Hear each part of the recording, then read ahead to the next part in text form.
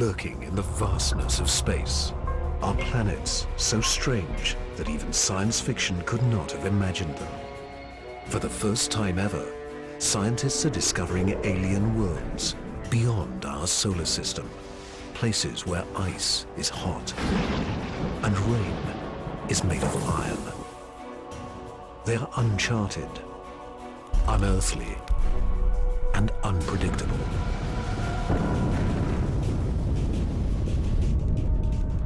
And somewhere, hidden among these strange new worlds, scientists seek the greatest discoveries of all.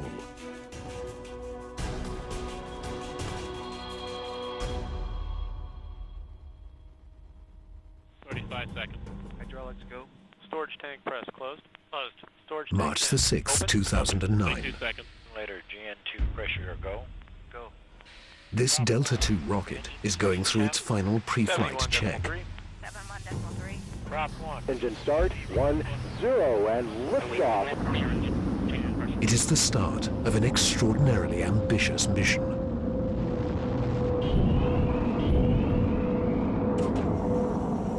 The Kepler Space Observatory is hunting for Earth-like planets within a region of 100,000 stars.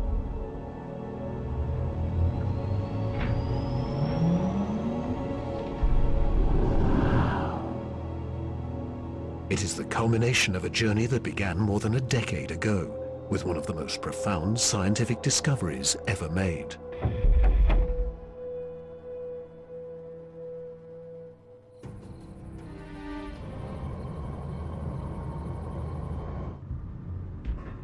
In 1995, Swiss astronomer Michel Mayor and his team make a routine observation of stars in the constellation Pegasus, located 50 light-years away.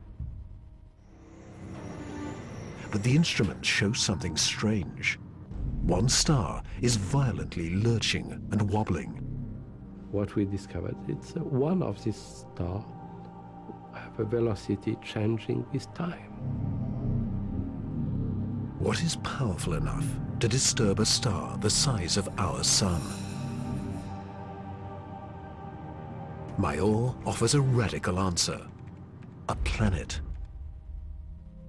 But no one has ever seen a planet around another sun-like star. Problem in detecting planets around other stars is that as a planet orbits a nearby star, that planet gets lost because of its feeble light in the glare of the very bright star.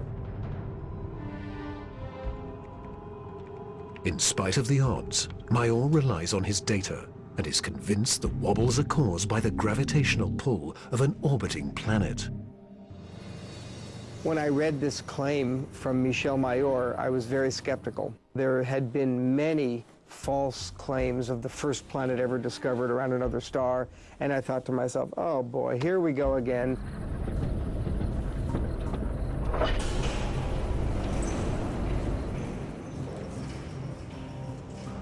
So I decided to observe the star on 4 consecutive nights. And stunningly, the star was shown to wobble exactly as Michel Mayor had said. Michel Mayor and his teammate Didier Queloz announced their discovery. It rocks the scientific community. They had found for the first time reproducible, confirmable evidence of the existence of a planet around a sun-like star.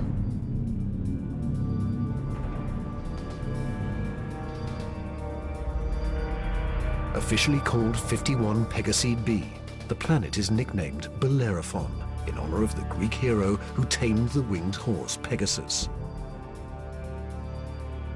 It is a planet that breaks all the rules.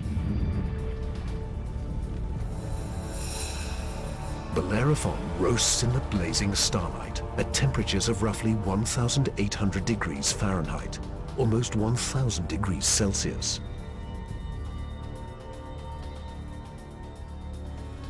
It is nearly 150 times more massive than Earth and is a gas giant like Jupiter. A gas giant is a planet made mostly of hydrogen and helium.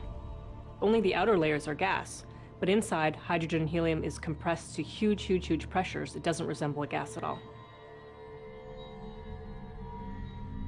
Unlike anything found in our solar system, this is an entirely new class of planet, what scientists call a hot Jupiter. If you go to Hawaii and see the lava flow there, that's how hot a hot Jupiter is. It's very, very hot. The Earth is a comfortable 93 million miles, or 150 million kilometers away from the Sun. These hot Jupiters are roughly 100 times closer, and so the amount of sunlight that they get is 10,000 times larger. If this represents a star, and this a hot Jupiter is 3 to 4 stellar diameters away from the star.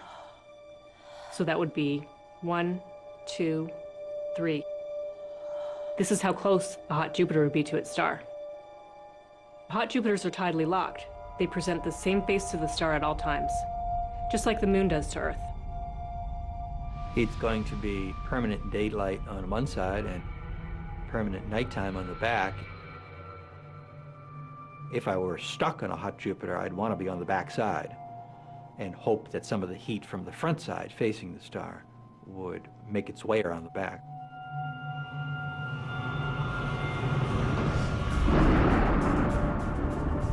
The variations in temperature make Bellerophon's atmosphere extremely windy. As the air is cooked by the star, it rises. Cooler air rushes downward to replace it, just as it does on Earth. The wind howls at thousands of kilometers per hour, far beyond anything we could ever withstand. The heat blast guarantees water vapor cannot exist, but that doesn't mean there is no rain. It's far too hot for water liquid clouds to form here, but instead these clouds would be made out of iron. Iron vapor can exist at much higher temperatures than water. And because of that, things could get a little messy.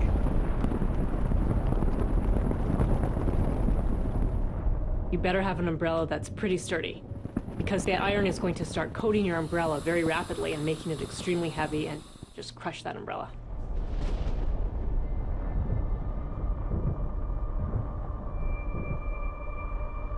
The sky overhead is filled with dancing curtains of color. Charged particles from the nearby star make auroras far more extreme than the northern lights on Earth. There is something else unique about this newly discovered world. Bellerophon orbits its sun in a blistering 4.2 days. No self-respecting planet goes around a star in 4.2 days. None of the planets in our solar system take such a short amount of time. For scientists, the tiny orbit challenges long-held notions of how planets form. The fact that the planet was orbiting every 4 days was a total puzzle until one night in the middle of the night I woke up and said, well, this must be proof that planets migrate inwards. They don't stay put where they are. The key to the puzzle is found in how planets are made.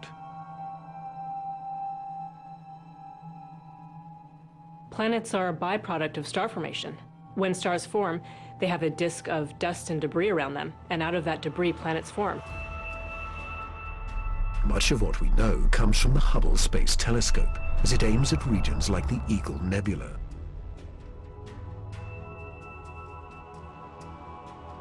This interstellar cloud is studded with collapsing disks of dust and gas.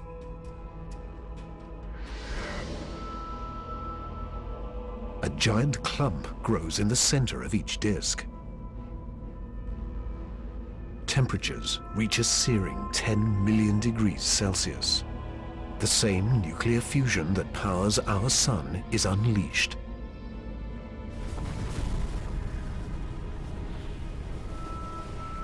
The star is born. Radiation from the star generates a stellar wind that sweeps away leftover dust and debris. Some of the dust survives and remains in orbit around the newborn star. Over millions of years, the dust sticks together, forming knots that grow into asteroids, and the asteroids grow into planets.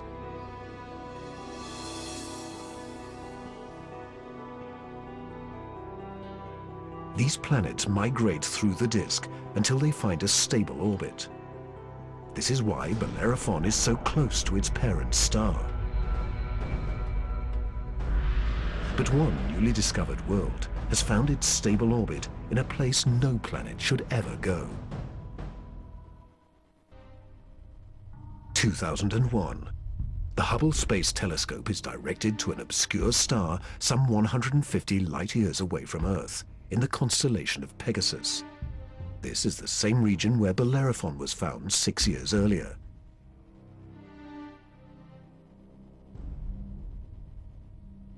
Hubble is tracking another hot Jupiter, discovered by astronomer Jeff Marcy. But this one is different from Bellerophon. You've probably heard of the planet HD 209458b. It's a terrible name. A terrible name for a terrible place. HD 209458b has been dubbed by some as Osiris, after the Egyptian god of the dead. Osiris is over 200 times more massive than Earth. It has migrated perilously close to its sun. At a mere 4 million miles, or almost 6.5 million kilometers from the blazing solar surface, Osiris broils in a planetary hell.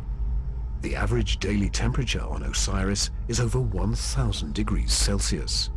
Forget global warming. This is global frying, and it causes Osiris to lose an estimated 500,000 metric tons of air every second. There's a leak of gas, a steady stream of hydrogen and helium, and that's making a big, huge cloud all around the planet. Its atmosphere is bleeding into space. Scientists speculate that a colossal trail of gas spirals behind the planet for thousands of kilometers.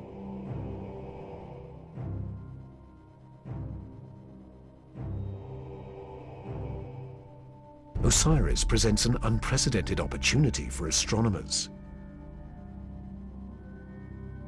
Using Hubble, they analyze the alien planet's bloated atmosphere. This is the absolutely first time where we could tell what is the composition of the atmosphere of an extrasolar planet.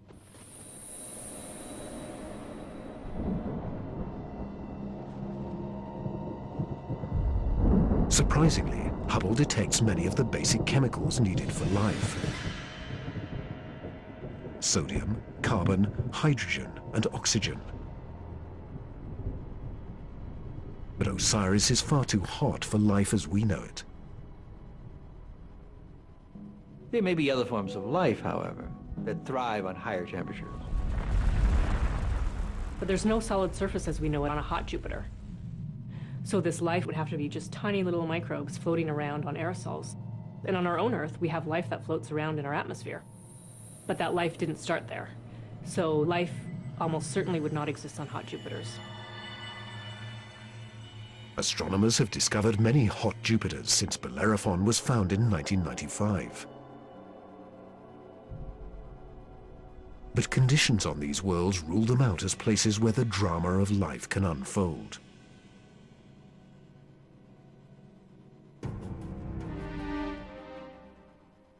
However, one of these gas giants is a planet that teases the rules of evolution.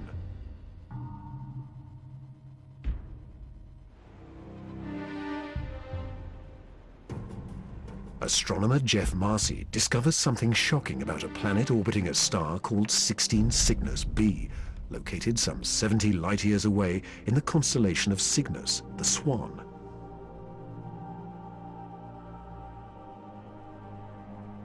The planet was clearly in an elongated orbit, bringing the planet close to and then far from the host star.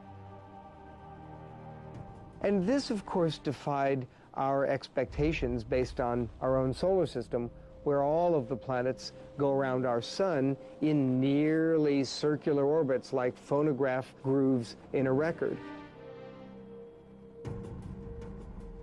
Like a giant yo-yo in space, the gas giant swings back and forth across its solar system. That's like the Earth swooping 25 million miles, more than 40 million kilometers closer to the Sun, then slinging past Mars, all the way out towards Jupiter every year.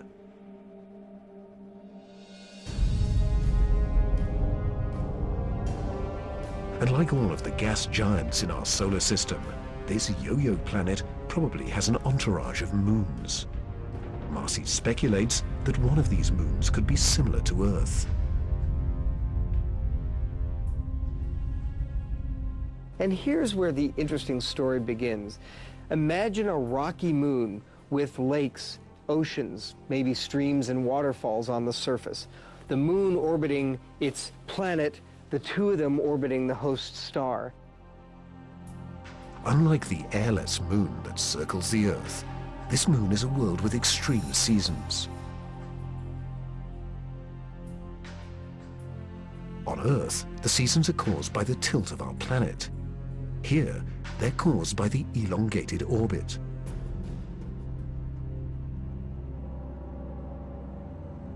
These poor planets that are in these elongated elliptical orbits suffer terrible changes in their climate throughout a year. As they make their closest approach, the yo-yo planet and its moon are blowtorched by the star. Summer begins. The atmosphere on the Earth-like moon is savaged by raging storms. Category 5 hurricanes on Earth are tiny eddies compared to the monster vortexes that form here.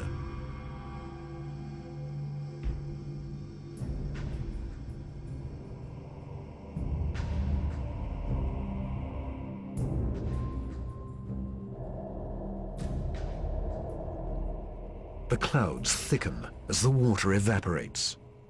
Temperatures rise dramatically. Any water or gases would heat up, and indeed the oceans would boil into steam, so you'd end up with a big steam bath. During the peak of the summer, the entire moon is smothered in temperatures of more than 400 degrees Celsius. This is the closest approach to the star. During its 26-month orbit, the summer season is barely 2 months long. But what a season!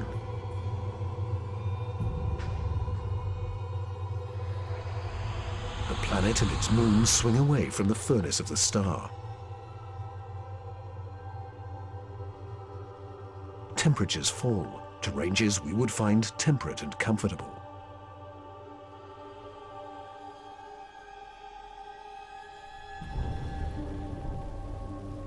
With the coming of autumn, the rains return to the parched and roasted moon. Dry ocean basins are replenished, and the seas arise to form new shorelines.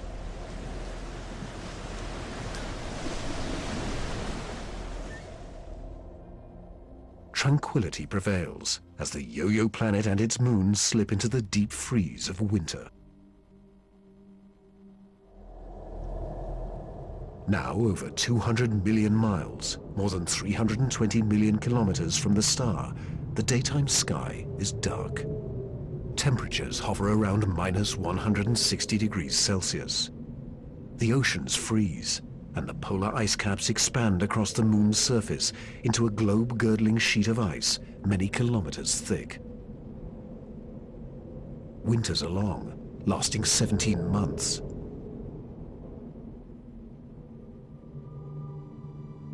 With the coming of spring, the sun looms large in the skies over this hapless moon as the ice cracks and melts violently. Huge icebergs carve into a stormy and fast-rising ocean.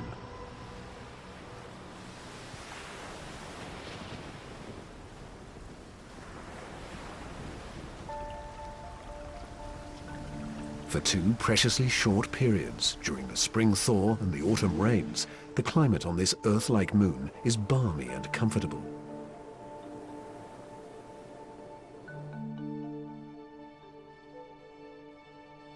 At a distance of 93 million miles, or 150 million kilometers from the star, roughly the same distance as Earth from the Sun, the elliptical orbit of this planet and its moon crosses an area around the star some scientists call the Goldilocks zone. The conditions here are just right for life.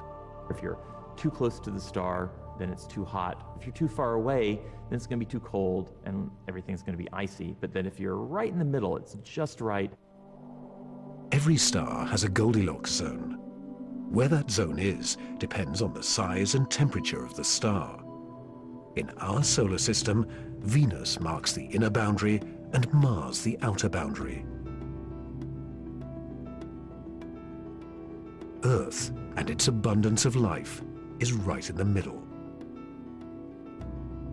The Yo-Yo planet passes through the Goldilocks zone twice a year, for 3.5 months during the spring as it races inbound, and again in the autumn for 3.5 months as it hurtles back into the colder reaches of space. Could life survive the conditions outside the Goldilocks zone?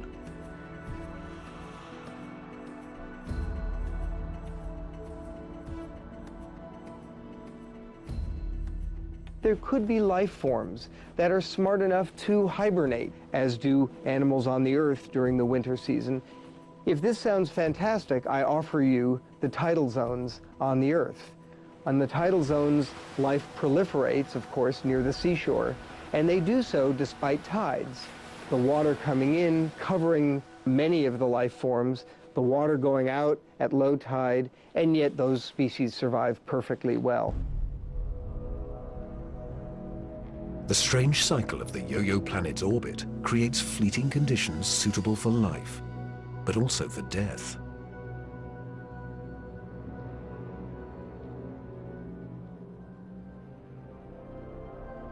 Some alien planets are even more bizarre. Imagine a world that has no star to orbit. Scientists speculate that our galaxy is teeming with rogue planets, adrift in the murky lanes of interstellar space. These are orphaned worlds, planets that are booted from their solar systems by the chaos of planetary migration. Astronomers call such worlds planemos. Planemos are planets without a star. They're just drifting through the galaxy indefinitely. What massive force would it take to kick a planet out of the solar system?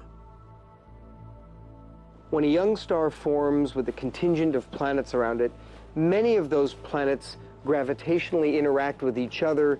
They yank on each other, slingshot each other, so that one of them is ejected from the planetary system, voted off the island, if you will. If you were, unfortunately, a resident on a planet that was kicked out by a collision or a near collision with another large object, you'd probably rapidly move out of the habitable zone. There are hundreds of billions of these lost, wayward, poor, wandering planets out in our Milky Way galaxy with no parent star to warm them up. Cold, dark, and quiet. Because planemos have no sun, they are worlds without days or years.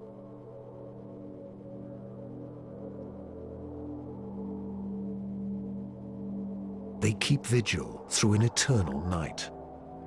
Planemos are solitary wanderers, sentinels of the galaxy.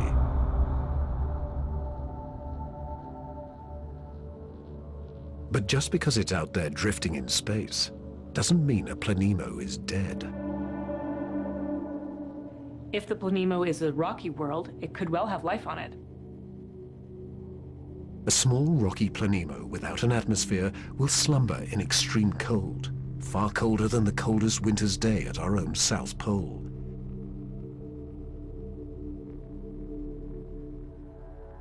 But a planemo large enough to retain an atmosphere traps the heat generated when the planet was first formed. It is the ultimate greenhouse effect. The heat and energy comes from the molten core deep inside the lonely planet.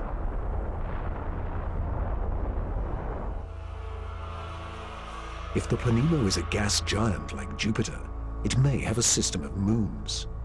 The gravitational pull between the Planemo and its moons creates friction, causing the interior of the moons to stay warm. These moons could also have life on them, in the same way that Jupiter's moon Io has volcanoes and has a lot of heat energy being generated by interactions with Jupiter and the other moons. If anything lives here, it will be single-cell organisms, like common bacteria found on Earth, not complex life forms. Without a sun to provide photosynthesis, these tiny organisms derive their energy from the chemistry in the soil of the Planemo or its moon.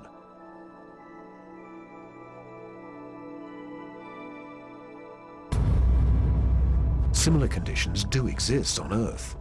Colonies of bacteria are found deep within mine shafts in South Africa.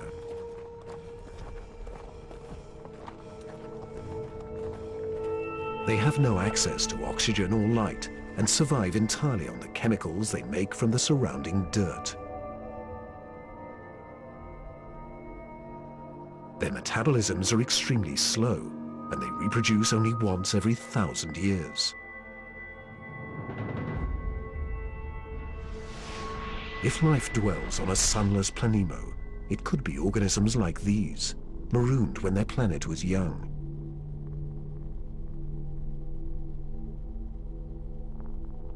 While Planemos slumber undisturbed, one world has been racked by chaotic changes since the dawn of time.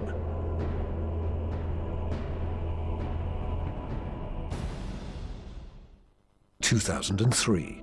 Astronomers confirmed the existence of a relic from the dawn of time in the constellation of Scorpius. Most planets found outside of our solar system are located in the main disk of our galaxy.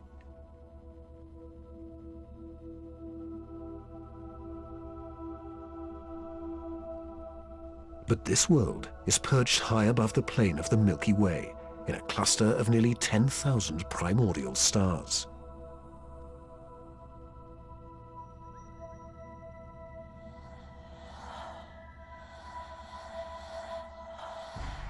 The planet B1620-26 is better known by its unofficial nickname, the Methuselah planet, after the oldest person in the Bible.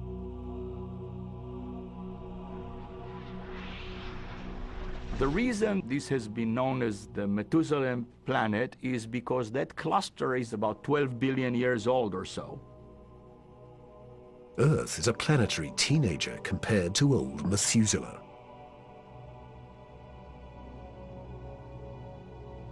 Roughly 8 billion years before the Earth is formed, Methuselah is a young gas giant, perhaps with raging tempests and an entourage of moons.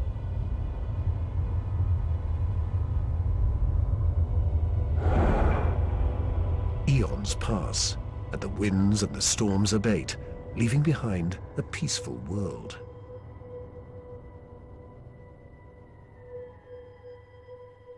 Suddenly, 2 stars loom in the sky. These are the burned-out cores of long-dead stars haunting the cluster. In the very dense environment of a globular cluster, you have lots of stellar collisions, near collisions, systems in which one star is kicked out and another one kicks in. In a cosmic dance of gravity, similar to the migration of planets, one of the stars is kicked out and replaced by Methuselah's parent star.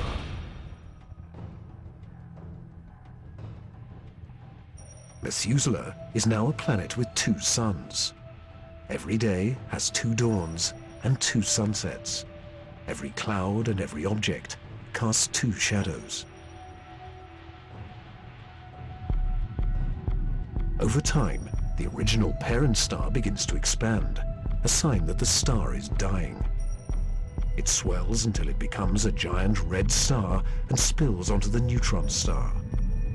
The neutron star devours the red giant.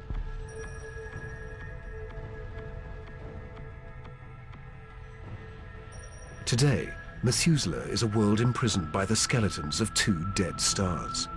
the stripped core of the red giant and its companion, the pulsing neutron star.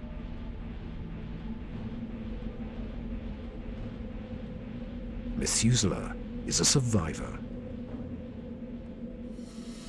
But nothing compares to the weird anomaly of a pulsar some 980 light-years from Earth in the constellation of Virgo.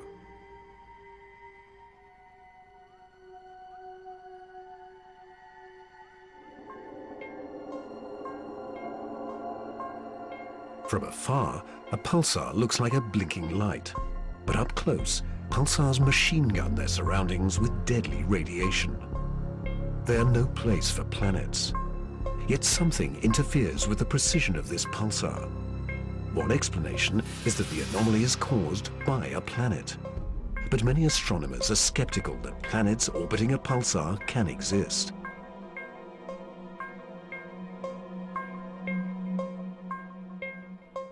The reason that's a problem is because pulsars are formed in these incredible explosions.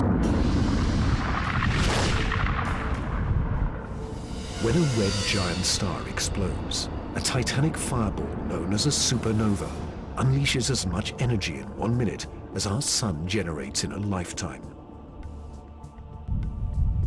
When a star goes supernova, the shockwave is so immense it's hard to imagine any planet surviving that. When the cosmic dust clears, all that remains is the crushed core of the red giant, pulsing in the heart of an expanding debris field.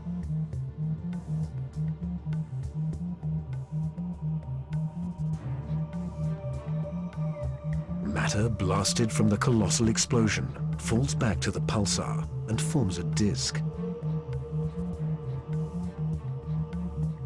Within this chaos, a new world arises, born from fire and destruction, a planetary zombie raised from the carcass of the former red giant star.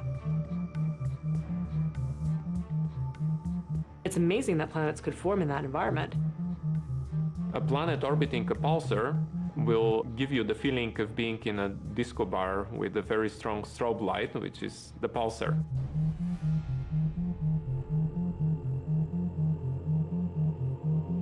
Radiation from this stellar beast breaks down the organic molecules needed for life. The pulsar has these very strong magnetic fields that are being spun around as the star is rotating quickly, and it's picking up any material, electrons, protons, and speeding them up and slinging them out at high speed. So it's like a solar wind with a vengeance. I can't imagine that there would be much of an opportunity for even simple life, microbial life, to emerge and to flourish on a planet around a pulsar. Largely because if you were in the pulse, you'd be severely energized, and if you were not in the pulse, you would be completely devoid of energy. The discovery of pulsar planets shows how new worlds can form in the wake of a star's destruction. No matter where a planet arises, the process of its birth is fraught with danger.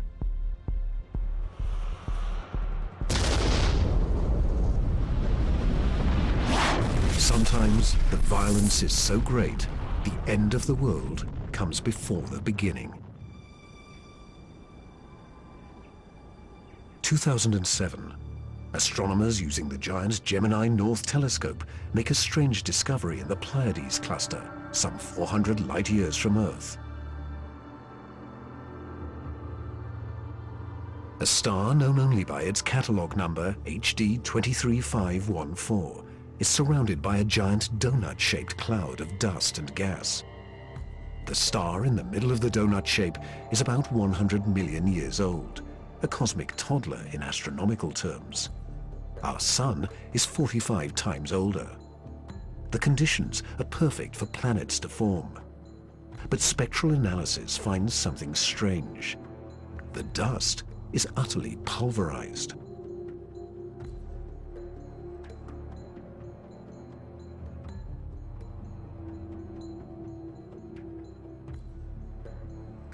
Typically, a newborn star is surrounded by fledgling planets. Planets form around the young star in a protoplanetary disk of gas and dust. And then these planets go on their merry way orbiting the star, not realizing that they're in an orbit that's too close to another planet. Billions of years ago, two primordial planets orbiting HD 23514 are spinning towards doom. As the two worlds close in, tidal forces torque each planet from spherical to egg-shaped.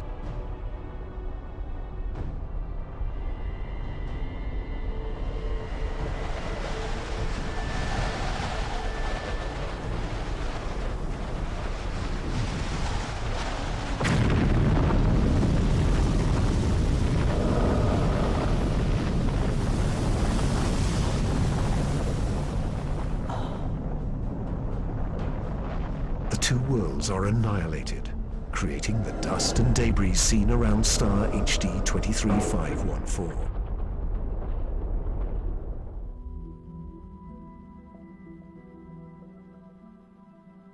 There is a new planet out there, a planet we were not aware of existing before. It is not just one planet, it is a new type of planet, Earth on steroids. I like to call them super Earths. They're just like the Earth, except bigger, up to about 10 times the mass of the Earth. One family that the super Earths resemble just like our own Earth, continents, oceans. Some of them may be very dry, like Mars. And then another family that we call water worlds or ocean planets that are completely covered with water. Welcome to Gliese 581c.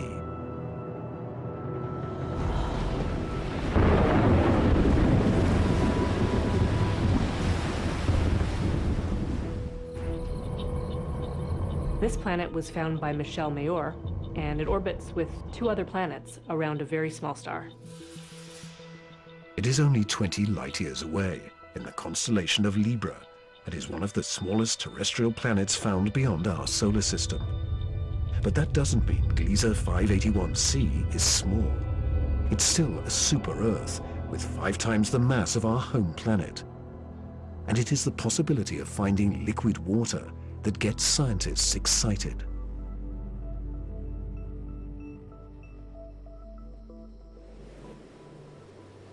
An ocean planet feels like being in the middle of the Pacific Ocean, with no land in sight, just water, puffy white clouds, and blue sky above you.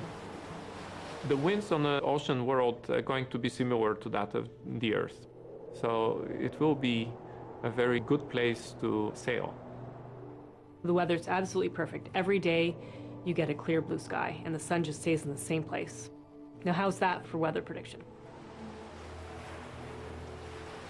No land anywhere, even far beneath the surface. When you have a large amount of water, then at the bottom of an ocean, you will form very high pressure in excess of 1 million atmospheres. And that pressure will compress the liquid water, that is the ocean, into a state which we call ice 7.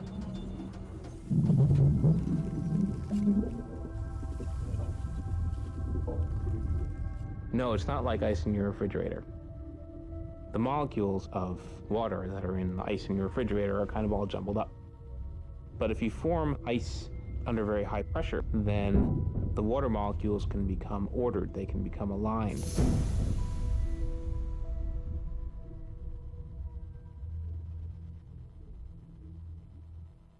I can show you a crystal that is a very good analog to ice 7. This is halite, also known commonly as rock salt. Ice 7 may exist within our own solar system. Europa, one of Jupiter's moons, may have a mantle of liquid water surrounded by a thick, icy crust. The pressure from the crust is so great that Ice 7 might exist deep within these uncharted seas. If we scale up and thaw out Europa, it may be a water world similar to Gliese 581c.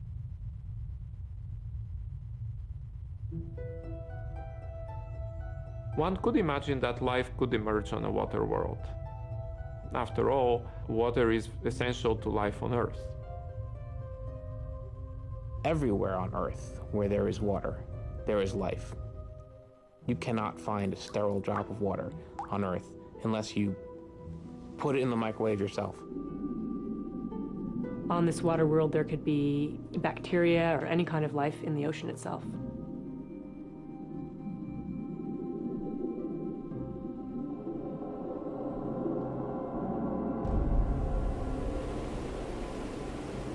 But not all super-Earths are water worlds teeming with life. When we talk about super-Earths, we talked about two major families of mostly rocky with some water and mostly water with an endless ocean. But one has to add to those a third family of probably very rare super-Earths and Earth-like planets, which are called carbon planets. A carbon planet is unlike anything we've ever seen anywhere. A place with an alien chemistry, but loaded with very earthly treasures.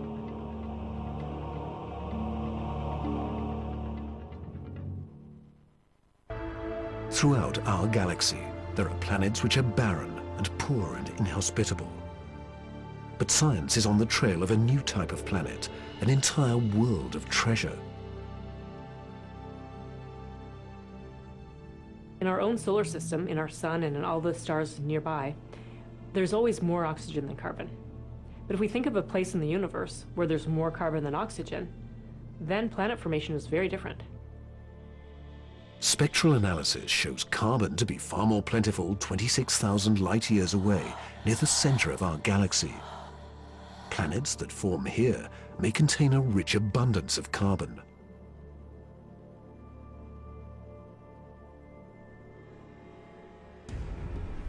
The morning sky on a carbon world would be anything but crystal clear and blue. I'm picturing a yellow haze with black clouds of soot. And as you descended farther down in the atmosphere, I could imagine lakes that were made out of compounds like methane or gasoline. I'm picturing these bubbling, foul-smelling pits of black ooze, like an oil well. With little or no water in the atmosphere, the air is made of carbon compounds. Methane, butane, pentane, benzene, all these different kinds of carbon compounds that separate out when you refine gasoline. One day it might be raining benzene. The next day it might be raining butane. As alien as carbon planets might seem, the air quality could be familiar to some. The air in a very benzene-rich planet will resemble that of LA. A lot of smog particles that unfortunately we are quite used to from the exhaust of cars. Despite the pollution, carbon planets could come with a sparkling upside. You might see diamond because the planet may have substantial quantities of pure carbon that it's formed out of. And pure carbon, when you compress it, tends to form into diamond. The secrets of exotic planets like these are waiting to be discovered all across the galaxy. But astronomers won't be satisfied until they find the Holy Grail, a planet like our own, one that sustains life, the next Earth.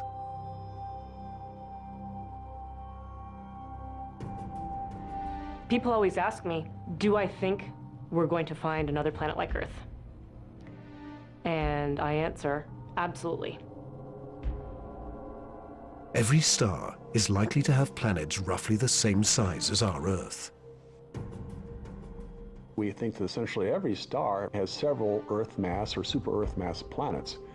So if you have, say, 200 billion stars in the galaxy, that may mean there are 400 billion Earths in the galaxy or more. 400 billion Earths. The Kepler Space Observatory is the first instrument capable of finding one of these planets. Kepler is looking at the constellation Cygnus in the night sky at 100,000 stars, taking picture after picture after picture, minute after minute. And the goal of Kepler is simple: to look for stars among the 100,000 that dim. When a star dims slightly, it means a planet is passing in front, blocking some of the light.